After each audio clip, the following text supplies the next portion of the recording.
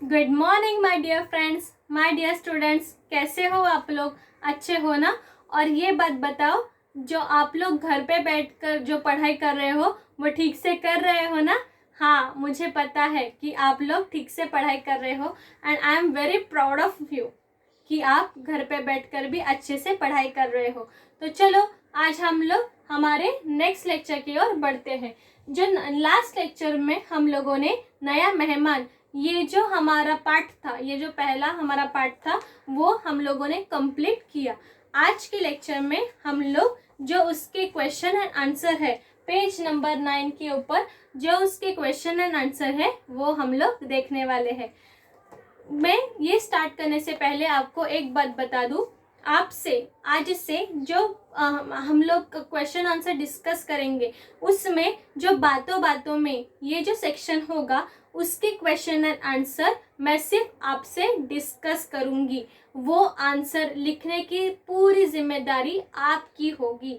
यही सिर्फ जो बातों बातों में यही सिर्फ जो सेक्शन है वही उसके ही क्वेश्चन के आंसर आप लोग लिखेंगे। बाकी कलम की सवारी हो या और जो भी कोई क्वेश्चन एंड आंसर है वो मैं आप लोगों को लिख दिया करूंगी, ठीक है? और दूसरी बात, आज के वीडियो में मैं आप लोगों से जो है वो क्वेश्चन एंड आंसर जो है वो डिस्कस करूंगी, बिकॉज मैंने जो क्वेश्चन एंड आंसर लिखे हैं उसकी एक पीडीएफ फाइल मैंने आपको सेंड की है। तो वो उसमें से आपको जो क्वेश्चन एंड आंसर है वो देखने हैं और आपने नोटबुक में वो कॉपी करने हैं, ठीक है? आज मैं सिर्फ आप लोगों को पढ़कर सुनाऊंगी कि आपको उसके आंसर क्या क्या लिखने हैं और वो क्वेश्चन क्या क्या है। और उसके बाद हम लोग ग्रामर का जो अगला पार्ट है वो लेंगे, ठीक है? करेंगे शुरुआत। चलिए, पहला है नया मेहमान कहानी का कौन सा अंश आपको गुदगुदाने वाला लगा और क्यों?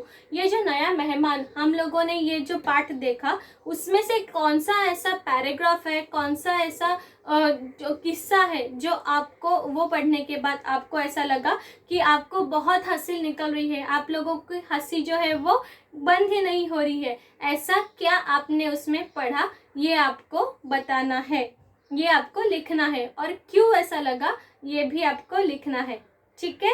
समझा आप लोगों को? नेक्स्ट, हंसी खुशी से जुड़ा अपना कोई निजी अनुभव या किसी अन्य कहानी व कविता आदि के विषय में बताइए। जैसे हम लोगों ने नया मेहमान ये जो पाठ है ये हम लोगों ने देखा, जिसे पढ़कर हम लोगों को बहुत हंसी आई, उसी तरह से अगर आपने कोई कविता पढ़ी होगी या आपने कोई कहानी पढ़ी होगी, ऐसा कुछ अगर आपने जो हंसी मजाक वाला पढ़ा होगा या आपको निजी कोई अनुभव आया होगा, एक सेल्फ एक्सपीरियंस अगर कोई आया होगा जिससे आज भी याद कर आप लोग बहुत हंसते हैं, तो ऐसा अगर एक्सपीरियंस आपको आया होगा तो आप लोगों को यहाँ पे लिखना है। मतलब आप लोगों को उन्होंने 3 चॉइस दी है, उसमें से पहली चॉइस है आपको अगर ऐसे कोई कहानी पता हो तो आपको कहानी लिखनी है, या आपको ऐसे कोई हंसी मजाक वाली कविता पता हो तो आपको कविता लिखनी है, या तो आपकी खुद का जो एक्सपीरियंस है वो एक्सपीरियंस आपको यहाँ पे लिखना है, ठीक है? चले आगे बढ़ते हैं। कहानी का कौन सा पात्र आपको सबसे प्रिय लगा और क्यों? ये जो कहानी है नया मेहमान, ये कहानी जो है उसमें से कौन सा पात्र ऐसा है जो आपको बहुत पसंद आया और क्यों पसंद आया ये भी आपको लिखना है। इसमें मुझे एक बात बताओ, इसमें कितने पात्र थे? चलो हम लोग गिनते हैं। पहला पात्र है सनी, राइट? दूसरा पात्र है उनके पिताजी, उनकी माताजी और उनकी जो बहन है वो। ये 4 पात्र हो गए, ये फैमिली हो गई। और उसके बाद और एक पात्र जो है वो कौन सा पात्र है? राइट, वो जो अंकल है जो पापा के दोस्त है, वो जो अगला पात्र है वो है। तो इसमें से ये सारे जो पात्र है उसमें से आपको कौन सा जो पात्र पसंद आया और क्यों पसंद आया इसके बारे में आपको मुझे बताना है और आपके नोटबुक में उसका आंसर लिखना है, ठीक है? आगे बढ़े, चलो। कहानी का कौन सा पात्र आपको सबसे प्रिय लगा और क्यों? ये तो हम लोगों ने देखा अभी। नेक्स्ट, अगर आपको किसी को हंसाने का अवसर दिया जाए तो आप क्या प्रयास करोगे? फॉर एग्जाम्पल सपोज आप लोग ऐसा मानिए कि आपको किसी को तो हंसना है, कोई तो हंसाना है, कोई तो बहुत दुखी है या कोई तो सैड है, कुछ तो हुआ है इसकी वजह से। अगर उनको आपको हंसाना है तो आप लोग उन्हें कैसे हंसाओगे? उनको कुछ चुटकुला सुनाओगे, उनको कोई कविता सुनाओगे, या उनको कोई कहानी सुनाओगे जो बहुत मज़ेदार हो, या अपना कोई निजी अनुभव जो है वो उनके साथ शेयर करोगे। ये आप लोग क्या करोगे, ये आपको इसमें लिखना है।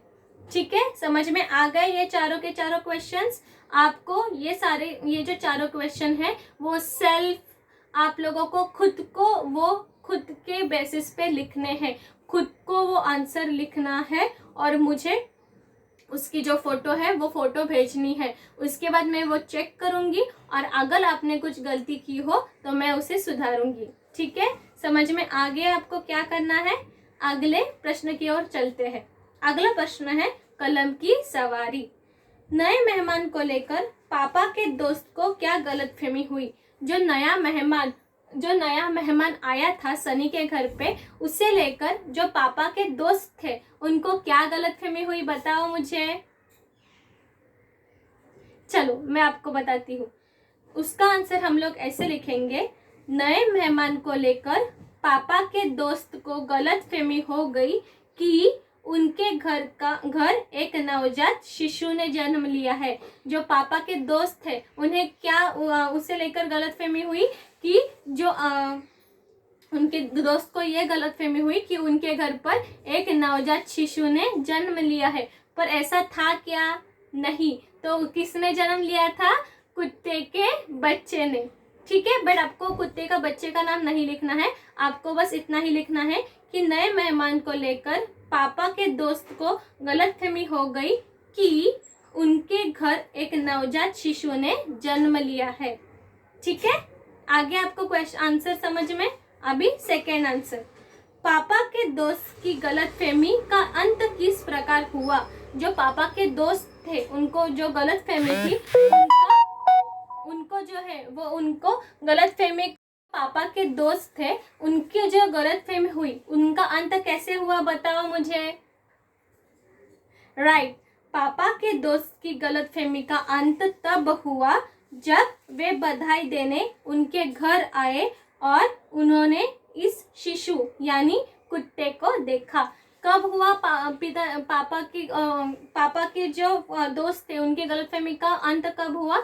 जब वो घर पे आए उसे मिलने के लिए और उन्होंने देखा एक कुत्ते का पिल्ला, तब उनकी गलतफहमी का अंत हुआ। ठीक है, नेक्स्ट क्वेश्चन की ओर जाते हैं।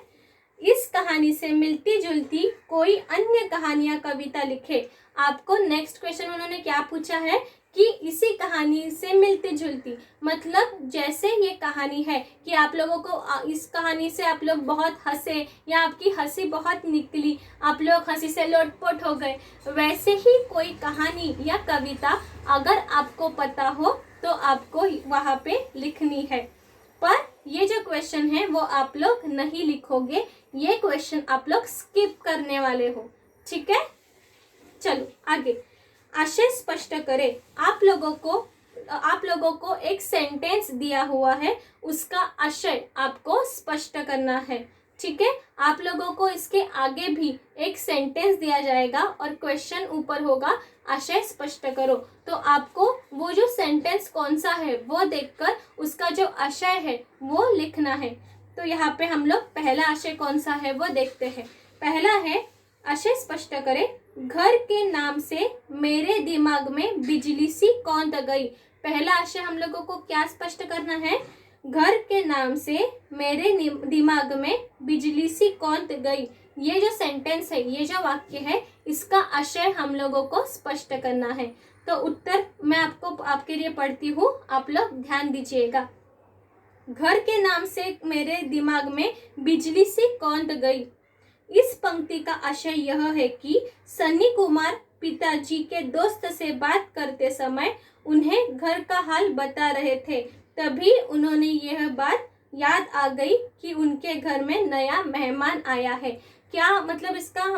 घर के नाम से मेरे दिमाग में बिजली से कौन गई, इसका अर्थ हम लोग क्या, इसका जो आशय है वो हम लोग क्या लिखेंगे कि जब सनी कुमार पिताजी के दोस्त से बातें कर रहा था तब, और वो जो पिताजी के दोस्त थे वो उनसे घर का हालचाल पूछ रहे थे, तब अचानक से सनी कुमार को ये बात याद आ गई कि उसके घर पे एक नया मेहमान आया है। और ये बात सोचने के बाद, ये बात जो है वो याद आने के बाद उनके दिमाग में बिजली सी कौंध गई। ठीक है, अब कॉन्सेप्ट पता चल गया, कैसे लिखना है वो भी पता चल गया। चलो अभी नेक्स्ट क्वेश्चन की ओर बढ़ते हैं। मेरे पास पहुंचकर उनके जूते तारकोल की तरह चिपक गए। क्या लिखा है वहां पे उन्होंने? सेकंड आशय क्या हम लोगों को स्पष्ट करना है कि मेरे पास पहुंचकर उनके जूते तारकोल की तरह चिपक गए। रिमेम्बर वो सीन जो जब सनी कुमार जो है वो बैंक में गए थे और उनके पिताजी के दोस्त उनसे बातें कर रहे थे और उनको मैनेजर की रूम में जाना था, पर वो जो अंकल थे वो एक ही जगह पर ऐसे चिपक गए थे, एक ही जगह पर ऐसे खड़े हुए थे। याद आ गया आपको? राइट, वो ही उसका आंसर है। पर ये आंसर आप लोगों को ठीक तरीके से बिल्डअप करके लिखना है, तो मैं आप लोगों को बताती हूँ उसका आंसर हम लोग कैसे लिखेंगे। मेरे पास पहुंचकर उनके जूते तारकोल की तरह चिपक गए। इस पंक्ति का आशय यह है कि पिताजी के दोस्त सनी कुमार के पास रुककर बहुत देर तक बातें करते रहे। जो पिताजी के दोस्त थे वो बहुत देर तक सनी कुमार के साथ बातें करते रहे। घर का हाल जानने में लग गए और सिर्फ बातें ही नहीं की तो उन्होंने घर का हालचाल भी पूछा। तब सनी को लगा कि मानो उनके जूते में तारकोल चिपका हो जो उन्हें आगे जाने नहीं देता। और ये सब होने के बाद जब वो ऐसे बातें कर रहे थे और वहां से जाने का नाम नहीं ले रहे थे, तब सनी कुमार को ऐसा लगा कि मानो उनके जूतों पर तारकोल चिपका हुआ है। ठीक है, यहाँ तक आपको सब कुछ समझ में आ गया। मैं आप लोगों को आपके लिए फिर से दोहरा रही हूँ कि ये जो बातों में ये जो फर्स्ट क्वेश्चन है वो फर्स्ट क्वेश्चन के जो सारे के सारे आंसर है वो आपको खुद को लिखने हैं। और ये जो सारे के सारे क्वेश्चन के आंसर है, जो बातें कलम की सवारी, ये जो क्वेश्चन के आंसर है, ये जो सारे क्वेश्चन के आंसर है वो मैंने आप लोगों को एक पीडीएफ फाइल के रूप से भेजे हैं। वो फाइल आपको ओपन करनी है और ओपन करने के बाद आपको वो जो आंसर मैंने दिए हैं वो आपके नोटबुक में कॉपी करने हैं। और वो कॉपी करने के बाद आपको उसका जो फोटो है वो मुझे भेजना है। ठीक है, समझ में आ गया आपको क्या करना है? चलो यहाँ पे हमारा नया मेहमान, ये जो पहला पार्ट था उसका स्वाध्याय खत्म होता है। अभी हम लोग ये जो बातें भाषा की, ये जो ग्रामर का टॉपिक है ये हम लोग लेने वाले हैं। ठीक है, चलो अब तक आपने सीखा, अभी तक हम लोगों ने क्या सीखा? संज्ञा के 3 भेद। अभी तक मतलब 5वीं कक्षा में आने तक आप लोगों ने संज्ञा के 3 भेद जो है वो सीखे हैं। कौन से हैं संज्ञा के 3 भेद जो आपने सीखे हैं? बताओ मुझे संज्ञा के 3 भेद। देखो मैं लिख रही हूँ यहाँ पे, संज्ञा के भेद जो अभी तक हम लोगों ने सीखे, उसमें से पहला भेद कौन सा सीखा हम लोगों ने? वो सीखा व्यक्तिवाचक संज्ञा। व्यक्तिवाचक पहला कौन सा देखा हम लोगों ने? व्यक्तिवाचक संज्ञा। दूसरा भेद हम लोगों ने कौन सा देखा? दूसरा भेद हम लोगों ने देखा जातिवाचक। दूसरा कौन सा देखा हम लोगों ने? जातिवाचक संज्ञा। और तीसरा भेद हम लोगों ने देखा था भाववाचक संज्ञा। तीसरा भेद कौन सा देखा था हम लोगों ने? भाववाचक संज्ञा। अभी आपको मैं बता दूं, 5वीं कक्षा आने तक आप लोगों ने संज्ञा के ये जो 3 भेद है, व्यक्तिवाचक संज्ञा, जातिवाचक संज्ञा और भाववाचक संज्ञा, ये तीनों आपने पढ़े हुए हैं। इसीलिए मैं सिर्फ आपको ये रिमाइंड करवा रही हूँ। मैं फिर से आप लोगों को वो दोहरा रही हूँ क्योंकि आपको वो याद आ जाए। और इसके बाद आपको संज्ञा के और दो भेद मैं सिखाने वाली हूँ। ठीक है, चले करें शुरुआत। अभी व्यक्तिवाचक संज्ञा, व्यक्तिवाचक संज्ञा का हम लोग संज्ञा क्या लिखेंगे, उसकी व्याख्या कि जो शब्द किसी विशेष व्यक्ति, वस्तु या स्थान का ज्ञान कराते हैं, जैसे कि मतलब कोई भी ऐसा शब्द जो पर्टिकुलरली हम लोगों को शब्द का, वस्तु का या व्यक्ति का ज्ञान कराते हैं, उसे हम लोग व्यक्तिवाचक संज्ञा कहते हैं। फॉर एग्जाम्पल पुस्तक, लाल किला या नेल्सन मंडेला। अभी देखो, जब मैंने आप लोगों को नेल्सन मंडेला जी का उदाहरण दिया, तब आप लोगों को दिमाग में एक ही नेल्सन मंडेला आए, राइट। इससे हम लोग, जब ऐसा होता है तब हम लोग उसे कहते हैं व्यक्तिवाचक संज्ञा। या फिर जब लाल किला का मैंने नाम लिया, तब आप लोगों को दिल्ली का जो लाल किला है उसी की याद आ गई, राइट। तो उसे हम लोग कहते हैं व्यक्तिवाचक संज्ञा। जो शब्द किसी विशेष व्यक्ति या वस्तु, स्थान का हम लोगों को ज्ञान कराता है, हम लोगों को नॉलेज कराता है, उसे हम लोग कहते हैं व्यक्तिवाचक संज्ञा। ठीक है, समझ में आ गया आपको। सेकंड है जातिवाचक संज्ञा। जातिवाचक संज्ञा मतलब क्या? जो शब्द एक ही जाति के प्राणियों व वस्तुओं का ज्ञान कराते हैं। जो शब्द एक ही जाति के या वस्तुओं का ज्ञान हम लोगों को कराता है, उसे हम लोग कहते हैं जातिवाचक संज्ञा। फॉर एग्जाम्पल शेर और शेर, लड़का, पुस्तक आदि। तो शेर कैसे हो गया? देखो, जब मैं शेर का नाम लूंगी तो स्पेसिफिकली मैंने किसी शेर का नाम लिया क्या? नहीं, मैंने सिर्फ कहा शेर, जंगल में शेर है। ये जब मैं बोलती हूँ तब देखो, एक मिनट रुको, हाँ मैं आप लोगों को ये बात बताती हूँ।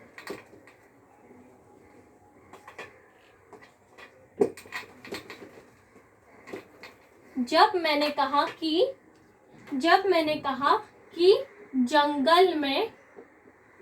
जंगल में शेर है, जंगल में शेर है, तब मैंने स्पेसिफिकली किसी शेर का नाम लिया क्या? नहीं। तो मैंने कहा और शेर है मतलब जंगल में कई सारे शेर होंगे। तो जब मैंने शेर ऐसे पर्टिकुलरली मैंने कहा तो वो हो गई जातिवाचक संज्ञा। ये हो गई जातिवाचक संज्ञा। या फिर ऐसा किया कि मैंने कहा कि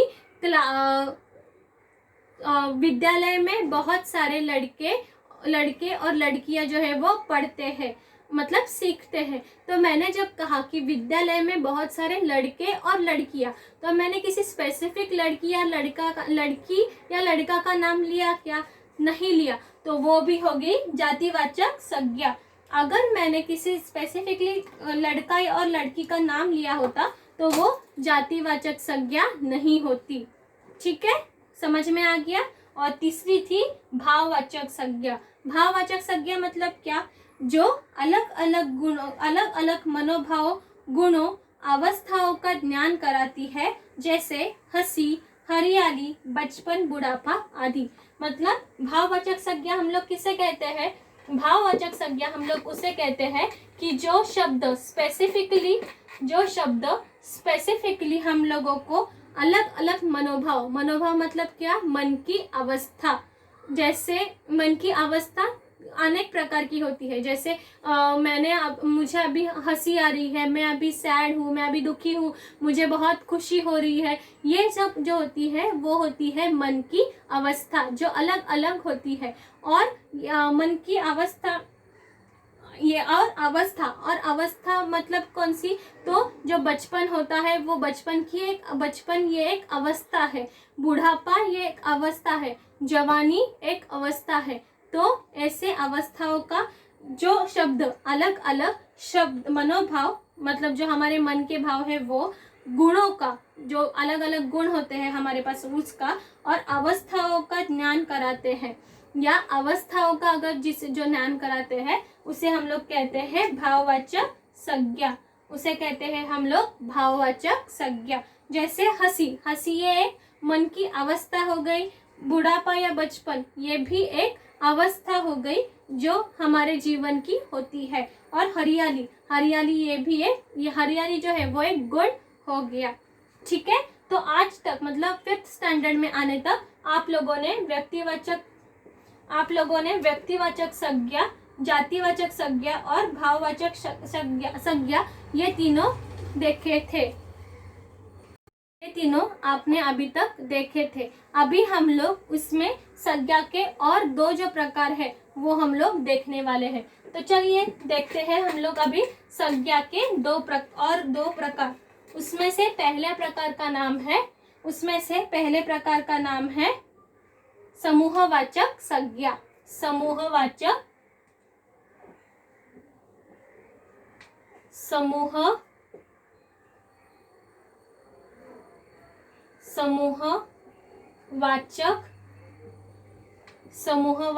संज्ञा।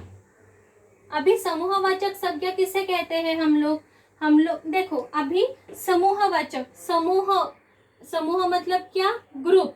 समूह मतलब क्या?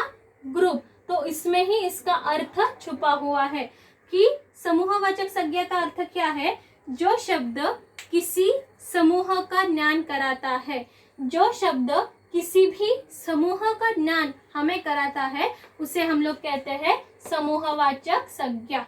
ठीक है, मैं आप लोगों को उसके जो ये है अर्थ है उसका वो लिख कर देती हूँ, आप लोग भी लिखी है। जो शब्द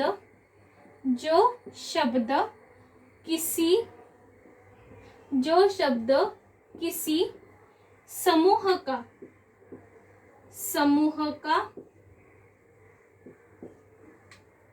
ज्ञान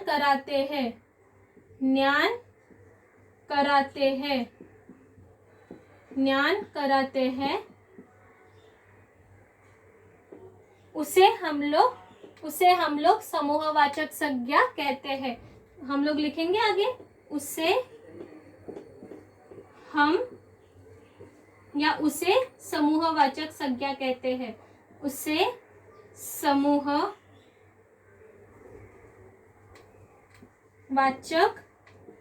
संज्ञा कहते हैं।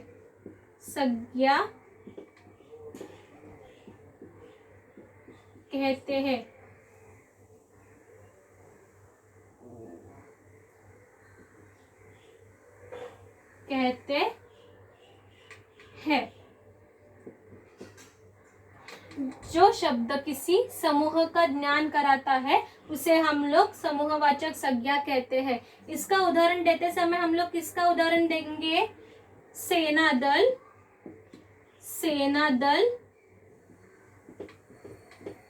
भीड़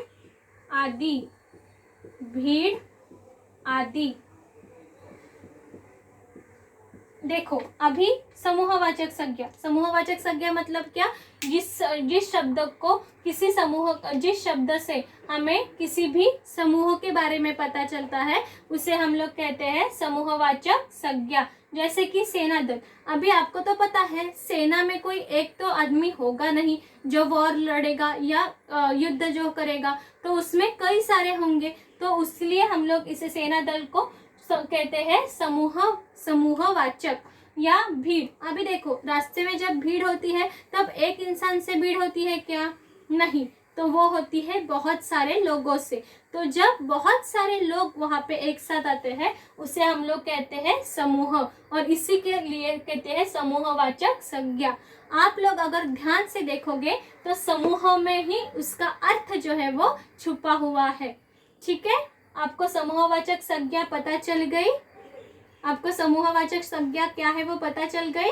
वेरी गुड। अगर आपको किसी ने अभी पूछा कि समूहवाचक संज्ञा क्या है वो बताओ, तो आपको वो बताना आना चाहिए। ठीक है, अगली संज्ञा की ओर बढ़े। चलो, अगली जो संज्ञा है उसका नाम है, जो अगली संज्ञा है उसका नाम है द्रव्यवाचक संज्ञा। अगली जो संज्ञा है उसका नाम क्या है? द्रव्यवाचक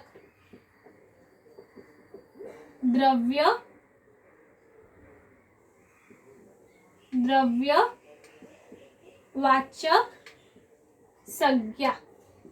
अभी द्रव्यवाचक संज्ञा, द्रव्यवाचक संज्ञा मतलब क्या? द्रव्यवाचक संज्ञा, अभी देखो द्रव्य, द्रव्य मतलब क्या? वाटर, वाटर या कोई भी ऐसी चीज जो हम लोगों को जैसे पानी वगैरह होता है वैसी चीज, राइट, जो हम लोग कह सकते हैं उससे वाटर, जैसे हम लोग कहते हैं उसे द्रव्य, जो द्रव्य होता है वो, तो उसे द्रव्यवाचक संज्ञा। द्रव्यवाचक संज्ञा मतलब क्या? जो शब्द द्रव्य या तरल पदार्थों का ज्ञान कराते हैं, जो भी शब्द, जो शब्द होता है, जो शब्द हमें तरल पदार्थों का ज्ञान कराते हैं, जो शब्द द्रव्य का हमें ज्ञान कराते हैं, उसे हम लोग कहते हैं द्रव्यवाचक संज्ञा।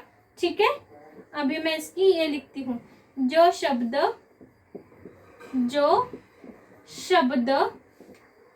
द्रव्य या तरल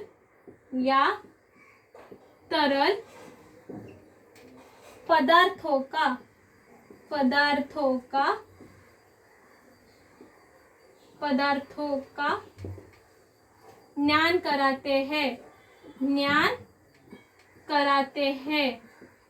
ज्ञान कराते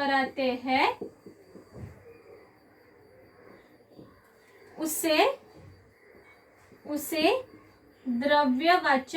द्रव्यवाचक संज्ञा कहते हैं।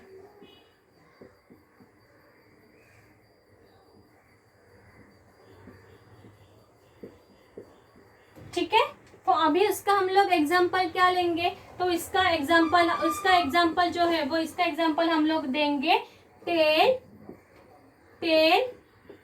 पानी, चाय या दूध भी हम लोग कह सकते हैं, वो भी एक लिक्विड ही होता है। द्रव्यवाचक संज्ञा मतलब क्या? जो शब्द हमें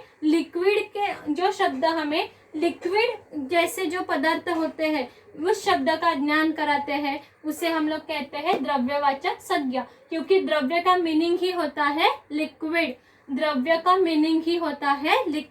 तो क्या है इसका? जो शब्द द्रव्य या तरल पदार्थों का ज्ञान कराते हैं उसे द्रव्यवाचक संज्ञा कहते हैं। जो शब्द हम लोगों को ये बताता है कि ये तरल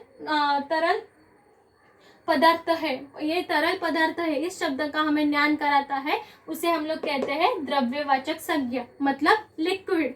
ठीक है, तो उसमें हम लोग हो गया तेल, ये लिक्विड होता है, पानी लिक्विड होता है, चाय लिक्विड होती है, दूध लिक्विड होता है, तो उसे ही ऐसे हम लोग उसके उदाहरण दे सकते हैं। इसके बहुत सारे और उदाहरण हम दे सकते हैं, पर द्रव्यवाचक संज्ञा मतलब क्या? जो शब्द द्रव्य या तरल पदार्थों का ज्ञान कराते हैं उसे द्रव्यवाचक संज्ञा कहते हैं।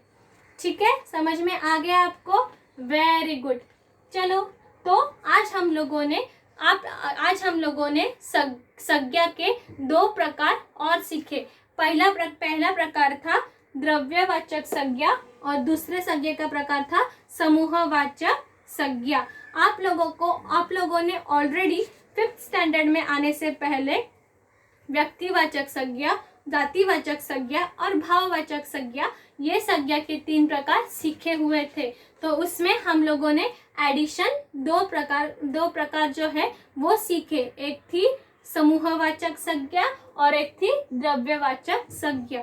तो आज तक आप लोगों ने कुल मिलाकर जो है वो 5 संज्ञा के प्रकार सीखे। चलो मेरे साथ दोहराओ, आप लोगों ने कौन से संज्ञा के प्रकार, 5 जो प्रकार है संज्ञा के, उसमें कौन से है वो?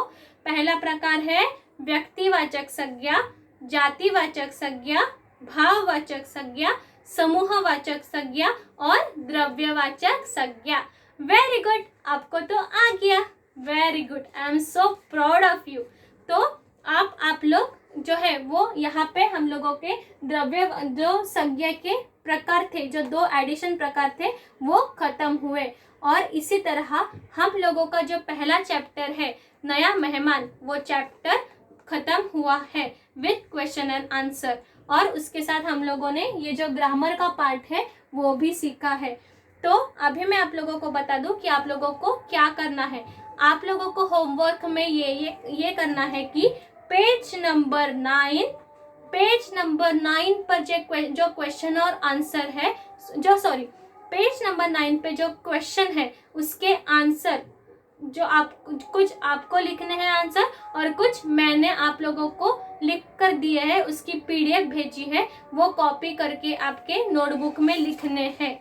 समझ में आ रहा है आपको? जो बातों बातों में ये जो क्वेश्चन का प्रकार है वो आपको खुद को उसके आंसर लिखने हैं, वो आंसर मैंने लिख कर नहीं दिए हैं। जो कलम की सवारी इसके जो क्वेश्चन एंड आंसर है वो क्वेश्चन एंड आंसर मैंने आपको लिख कर दिए हैं, जो आप लोगों को आपके नोटबुक में कॉपी करने हैं। इसके सिवा आप लोगों को जो आज मैंने द्रव्यवाचक संज्ञा और समूहवाचक संज्ञा, ये संज्ञा के जो 2 और प्रकार मैंने सिखाए आप लोगों को, उसकी डेफिनेशन जो है वो भी आप लोगों को लिखनी है। पेज नंबर 11 पे ये देख रहे हैं आप लोग। पेज नंबर 11 पे ये जो संज्ञा के जो पूरे प्रकार है, पांचों के पांचों, आप लोगों को आपके नोटबुक में लिखने हैं। और ये सब होमवर्क होने के बाद आपको उसके फोटोज निकालने हैं और वो फोटोज आपको मुझे भेजने हैं। ठीक है, आप भेज दोगे ना? वेरी गुड, मुझे पता है आप लोग जल्दी ही भेजोगे। और इस तरह से आप लोगों का जो और इसी तरीके से आप लोगों ने जब ये संज्ञा के भेद, ये जो है ग्रामर का पार्ट, वो लिखने के बाद आप लोगों को जो मैंने पीडीएफ फाइल सेंड की है उसमें पेज नंबर 12 पर ये जो ग्रामर का जो चार्ट है उसके भी आंसर मैंने आप लोगों को वहाँ पे भेजे हैं। वो भी आंसर आप लोगों को लिखने हैं। ठीक है, वो जो आंसर है वो भी आप लोगों को लिखने हैं। मतलब आप लोगों को पेज नंबर 9, पेज नंबर 10 और पेज नंबर 9, पेज नंबर 11 और पेज नंबर 12, ये जो 3 पेज है उसमें से जो क्वेश्चन आंसर है वो भी, और जो ग्रामर का पार्ट है वो भी आपको लिखना है। समझ में आ गया आपको? तो यहाँ पे हमारा जो ये नया मेहमान, ये जो चैप्टर नंबर 1 है वो खत्म हुआ। अभी जब हम लोग नेक्स्ट लेक्चर लेंगे तब हम लोग जो सेकंड चैप्टर है हमारा, जो गड़बड़ झाला, ये जो चैप्टर है वो हम लोग लेने वाले हैं। नेक्स्ट लेक्चर में हम लोग नया चैप्टर नंबर 2 की शुरुआत करेंगे। तब तक आप लोग घर पे रहिए और सेफ रहिए और जो होमवर्क बोला गया है वो कीजिए। बाय।